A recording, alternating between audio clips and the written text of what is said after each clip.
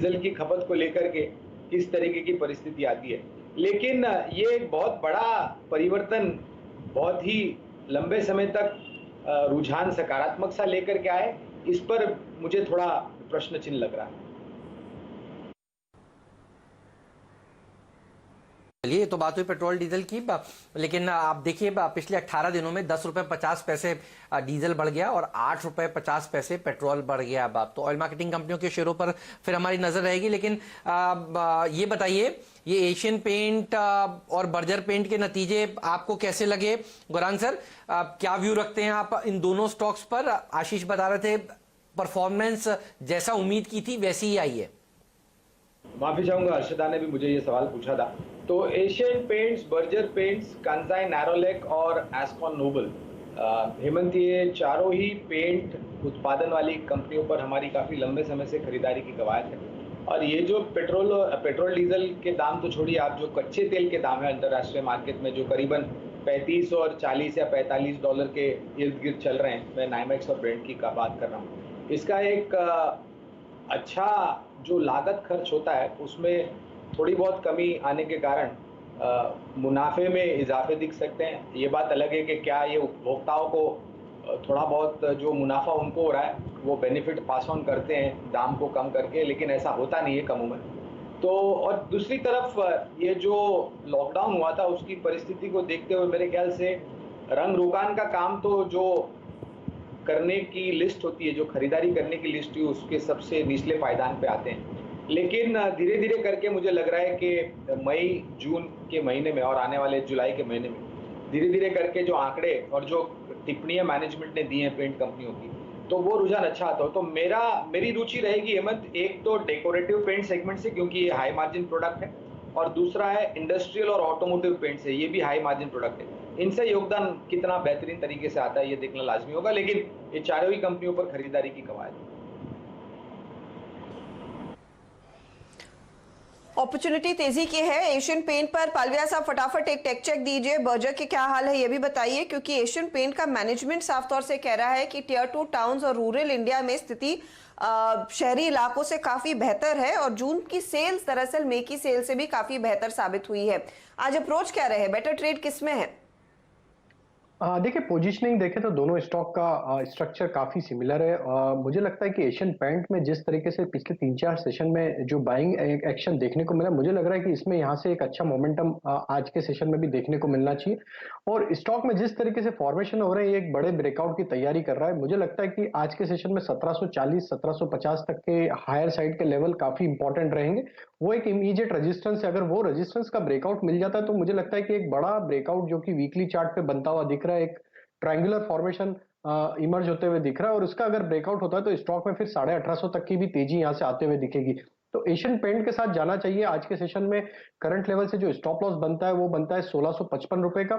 ऊपर के जो टारगेट आना चाहिए वो 1740 1745 तक के होंगे। बर्जर पेंट का भी स्ट्रक्चर पॉजिटिव है, अगर किसी का लॉन्ग साइड का ट्रेड है या इनिशिएट करना है तो इसमें भी लॉन्ग साइड की पोजीशन ली जा सकती है। 508 का स्टॉप लॉस रखे, ऊपर के टारगेट होंगे 530 तक के। बिल्कुल सही बात है, तो नजर रखिएगा एशियन पेंट पर। और सबसे अच्छी बात यह है, जो कच्चा तेल देखिए घटा है, उसके चलते जो मार्जिन्स हैं वो बहुत ही बढ़िया हो गए हैं। आप सोचिए 410 बेसिस पॉइंट का इंप्रूवमेंट मार्जिन्स में।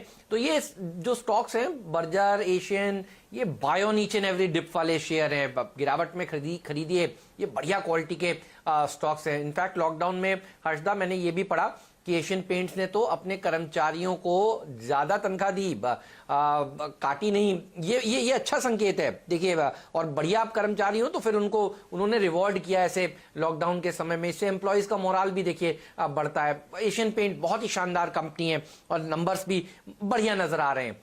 लेकिन लक्ष्मण हमारे साथ जुड़े हुए हैं। लक्ष्मण, हर रोज आपको ऐसी खबर बताते हैं जिससे देखिए जो सरकार बहुत तेजी से जिसके ऊपर काम कर रही है, चाइना से और दूसरे देशों से जो डंपिंग हो रही है भारत में, देखिए सरकार बहुत हरकत में है। कल देर शाम लक्ष्मण ने एक्सक्लूसिव खबर ये दी है कि फ्लैट रोल्ड प्रोडक्ट्स के ऊपर 5 साल के लिए एंटी डंपिंग ड्यूटी जो है वो लगाई जा रही है। लक्ष्मण, मैं ये भी देख रहा था कि मीडिया में रिपोर्ट्स ऐसी भी आ रही थी कि सोलर पैनल्स के ऊपर और सोलर प्रोडक्ट्स के ऊपर, बिजली के प्रोडक्ट्स के ऊपर सरकार बेसिक बेसिक कस्टम ड्यूटी बढ़ाने की बात कर रहे हैं। बताइए दोनों खबरें आपके हाथ क्या लगा है?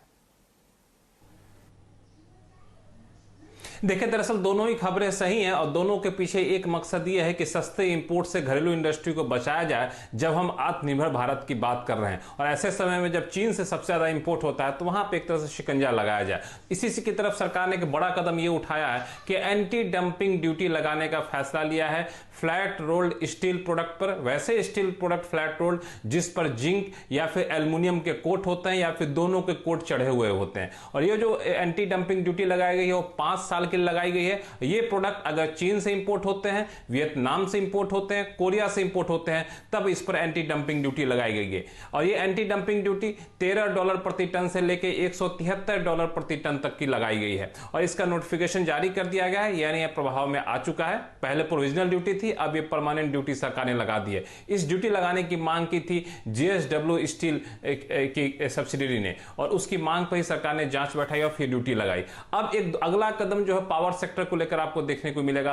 पावर इक्विपमेंट के ऊपर, सोलर पैनल से जुड़े हुए इक्विपमेंट के ऊपर, उस पर सरकार आगे चलकर ड्यूटी लगाएगी। और उस ड्यूटी का भी मकसद यही है कि घरेलू इंडस्ट्री को कैसे बचाया जाए। इसको लेकर ऊर्जा मंत्रालय में कल एक महत्वपूर्ण बैठक भी हुई थी।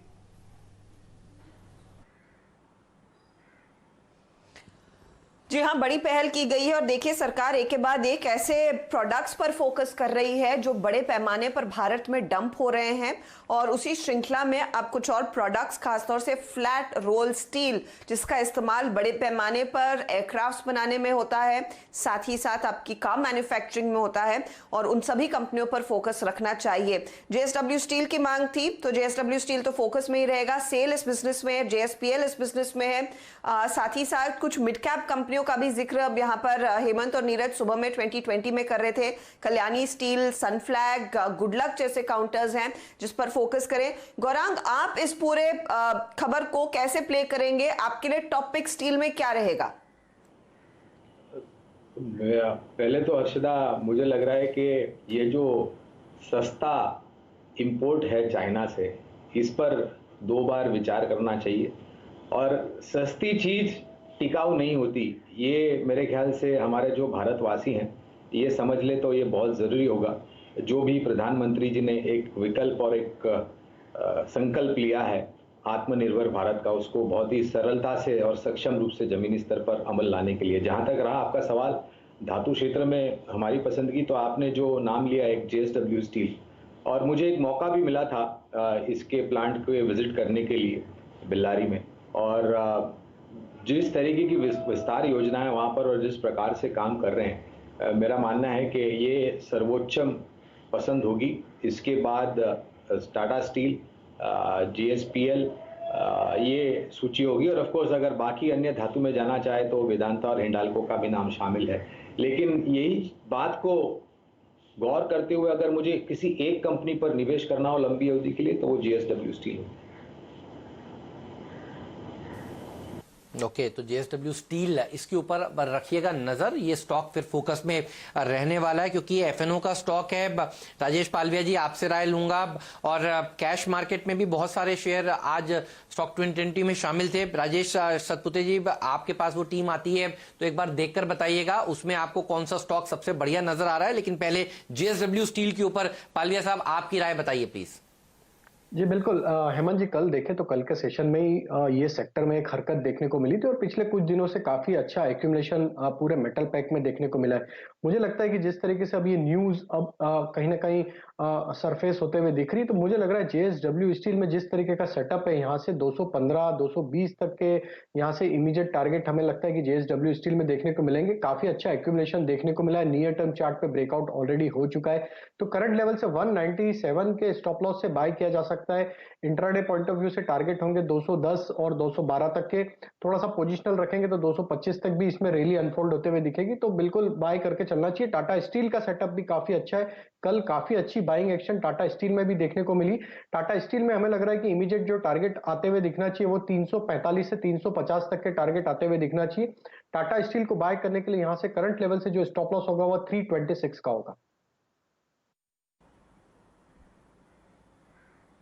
टाटा स्टील के ऊपर भी रखिएगा नजर। और स्टॉक 2020 की टीम में बहुत सारे खिलाड़ी थे। सनफ्लैग आयरन मुझे याद आता है, नीरज की टीम में था, कल्याणी स्टील उनकी टीम में था, मेरी टीम में भी कुछ शेयर्स थे, गुड लक जैसे। ये बताइए राजेश सतपुते जी, एक स्टॉक या दो स्टॉक जो आपको सबसे अच्छे लगते हो मेटल्स में, मिड कैप मेटल्स में, इन टीम्स में से। हेमंत, अगर मुझे एक सिलेक्ट करना है, मैंने टीम को देखा है, उसमें से सबसे बढ़िया है कल्याणी स्टील। और मुझे याद है कल्याणी स्टील 2020 पिक में पहले भी हमने शामिल किया था और जबरदस्त आउट परफॉर्मेंस में है। और ये जो मोमेंटम है, मेरे हिसाब से ये मोमेंटम बना रहेगा। देखिए, मेरे हिसाब से आज का टारगेट, पहला टारगेट होगा करीबन 255 का, और उसके बाद जो ऑल टाइम हाई है कल्याणी स्टील का वो करीबन 250, let me check, yes it is at 269।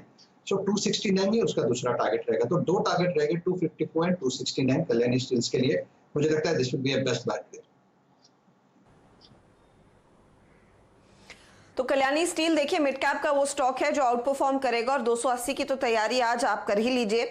ये टारगेट्स अचीव होंगे। राजेश सातपुते को पूरा भरोसा है। तो स्टील स्पेस में चमक देखने को मिलेगी।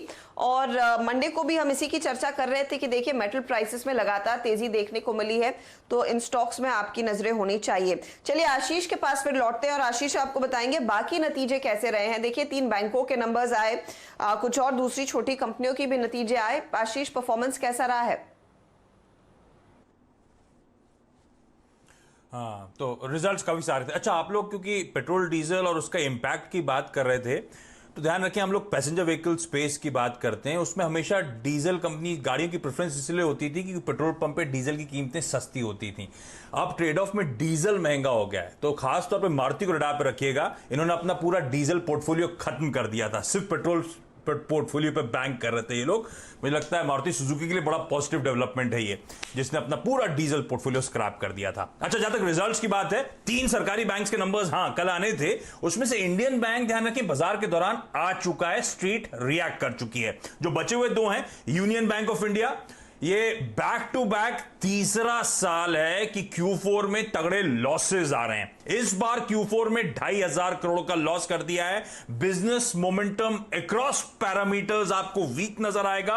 हेडलाइन नंबर्स की जहां तक बात है, NII साल दर साल 10-10.5% का इजाफा है और एसेट क्वालिटी में ग्रॉस एनपी में माइनर इंप्रूवमेंट, 14.15 पे ग्रॉस एनपी आते हुए। बैंक ऑफ बड़ौदा, दिक्कत की बात कि 65% बुक मोरेटोरियम में है, तो किसी भी लार्ज बैलेंस शीट वाले बैंक से कंपेयर कर